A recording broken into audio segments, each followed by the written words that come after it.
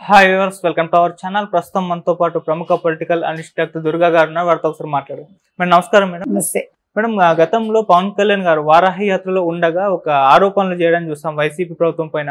అంటే ఏపీలో పెద్ద ఎత్తున ఉమెన్ ట్రాఫికింగ్ జరుగుతుంది, వైసీపీ ప్రభుత్వం వచ్చాకనే దాదాపు 30,000 మంది అమ్మాయిలకు పైగా మిస్ అయ్యారని చెప్పడం చూస్తాం. అయితే అప్పుడు పవన్ కళ్యాణ్ గారిని ట్రోల్ చేశారు. వితౌట్ ప్రూఫ్స్ ఎలా నువ్వు ఇలా చెప్తారని చెప్పేసి కూడా క్వశ్చన్ చేశారు. కానీ ఇప్పుడు దానికి నిదర్శనంగా విశాఖలో చాలా పెద్ద ఎత్తున ఉమెన్ ట్రాఫికింగ్ జరుగుతుందని చెప్పేసి పోలీసులు పట్టుకున్నారని కూడా వార్తలు వస్తున్నాయి. మేడం అసలు ఏం జరిగింది? మరి పవన్ కళ్యాణ్ గారు అప్పుడు చెప్పింది నిజమేనా అబద్ధమేనా? మీ ఒపీనియన్ దానిపైన. గాజువాకలో ఒక అతను తప్పించుకుని, ఒక యువకుడు ట్రాఫికింగ్ నుంచి తప్పించుకుని వచ్చి పోలీసులకి సమాచారం ఇచ్చారట. ఇస్తే ఇప్పుడు వాళ్ళు ఆ ముఠాని పట్టుకుని ఎంక్వైరీ చేస్తున్నారు.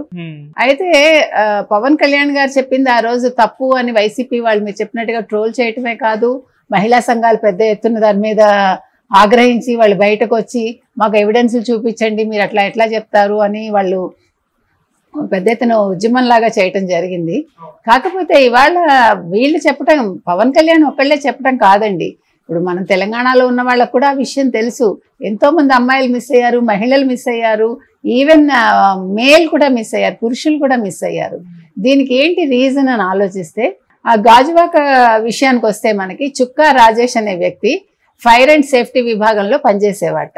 అతను అక్కడ ఆ అనుభవంతో వైజాగ్ వచ్చి కొంతమందిని, అంటే వాళ్ళకి ఫైర్ అండ్ సేఫ్టీలో ఎవరికైనా ట్రైనింగ్ అయ్యి ఉంటే, అయితే ఇతను ఫైర్ సేఫ్టీ ఉద్యోగాలు వాటిని కల్పించేవాడు. అతను అలా కల్పిస్తున్న నేపథ్యంలో ఇతని దగ్గర సంతోష్ అనే వ్యక్తి వచ్చి, నువ్వు 90,000 తీసుకో, నీకు 20,000 కమిషన్ ఇస్తాను నేను, మనం ఏం చేస్తామంటే కంబోడియాకి పంపిద్దాము వీళ్ళని, కంబోడియాలో వీళ్ళని పంపించినప్పుడు వాళ్ళు ఏం చేస్తారంటే వీళ్ళని సైబర్ క్రైమ్స్కి వాడుకుంటారు, నువ్వు ఆ విషయం ఎక్కడా చెప్పకు అని అంటే, ఇతను సరే అని అతనితో చేతులు కలిపాడు.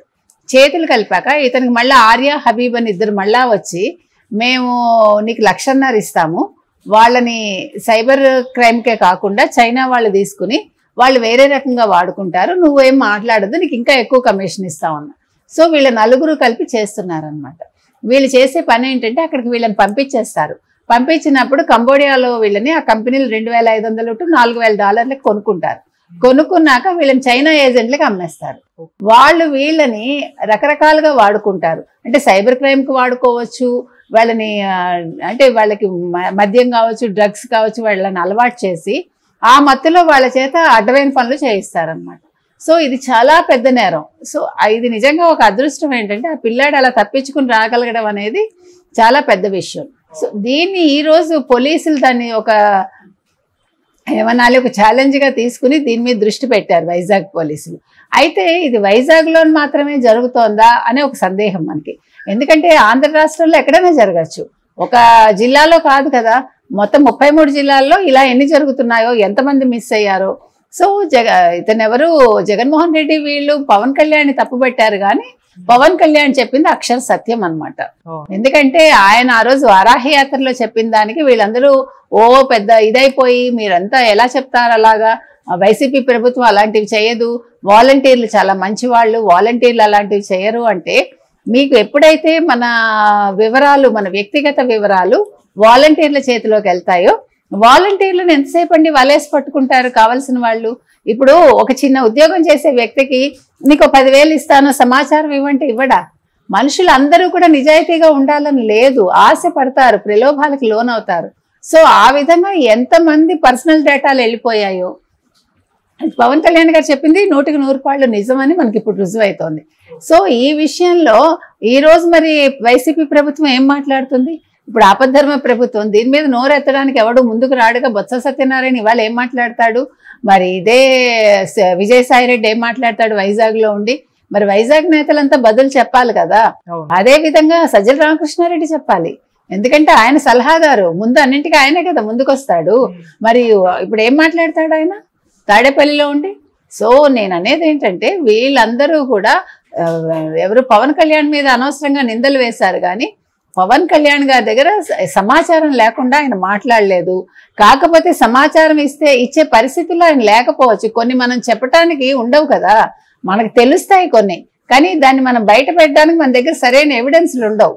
కానీ ఈరోజు ఎవిడెన్స్తో సహా దొరికింది కాబట్టి ఈ రోజు ఆన్సర్ ఇవ్వాల్సిన పరిస్థితి వైసీపీ ప్రభుత్వానికి. దీంట్లో ప్రజలు ఇప్పుడు నష్టపోయింది, ఆ కుటుంబాలు ఎంతమంది నష్టపోయారో, అందులో అమ్మాయిలు ఉన్నారా, అబ్బాయిలు ఒక్కళ్ళే ఉన్నారా, మహిళలు ఎంతమంది ఉన్నారు, చిన్నపిల్లలు ఉన్నారా, మనకి ఇంకా ఏది వివరాలు తెలియదు. ఈ వివరాలన్నీ బయటికి రావాలి. దీని మీద పోలీసులు దీన్ని ఏదో అలా చేసేసి తూతూ మంత్రంగా దాన్ని మళ్ళా ఈ కేసు ఫైల్ మూసేయకూడదు. దీని మీద పెద్ద ఎత్తున పోరాటం జరగాలి. ఇప్పుడు 4వ తారీఖు కొత్త ప్రభుత్వం కనుక వస్తే, ఒకవేళ వైసీపీ రాకపోతే తెలుగుదేశం శ్రేణులు వాళ్ళ కూటమి దీని మీద దృష్టి పెట్టాలి. ఈ విషయాన్ని ఇంతటితో వదలకుండా దీని వెనకాల ఎవరున్నారు వాళ్ళందరినీ కూడా వెనక్కి రప్పించి వాళ్ళ పేరెంట్స్ కు అప్పచెప్తే బాగుంటుంది. మరి ఇప్పుడు ఏం మాట్లాడతాడు ఆయన తాడేపల్లిలో ఉండి? సో నేను అనేది ఏంటంటే, వీళ్ళందరూ కూడా ఎవరు పవన్ కళ్యాణ్ మీద అనవసరంగా నిందలు వేశారు, కానీ పవన్ కళ్యాణ్ గారి దగ్గర సమాచారం లేకుండా ఆయన మాట్లాడలేదు.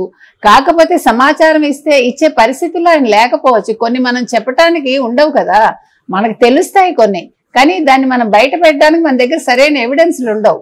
అందులో అమ్మాయిలు ఉన్నారా, అబ్బాయిలు ఒక్కళ్ళే ఉన్నారా, మహిళలు ఎంతమంది ఉన్నారు, చిన్నపిల్లలు ఉన్నారా, మనకి ఇంకా ఏది వివరాలు తెలియదు. ఈ వివరాలన్నీ బయటికి రావాలి. దీని మీద పోలీసులు దీన్ని ఏదో అలా చేసేసి తూతూ మంత్రంగా దాన్ని మళ్ళా ఈ కేసు ఫైల్ మూసేయకూడదు. దీని మీద పెద్ద ఎత్తున పోరాటం జరగాలి. ఇప్పుడు 4వ తారీఖు కొత్త ప్రభుత్వం కనుక వస్తే, ఒకవేళ వైసీపీ రాకపోతే తెలుగుదేశం శ్రేణులు వాళ్ళ కూటమి దీని మీద దృష్టి పెట్టాలి. ఈ విషయాన్ని ఇంతటితో వదలకుండా దీని వెనకాల ఎవరున్నారు వాళ్ళందరినీ కూడా వెనక్కి రప్పించి వాళ్ళ పేరెంట్స్ కు అప్పచెప్తే బాగుంటుంది. Right madam, thank you so much. Thank you.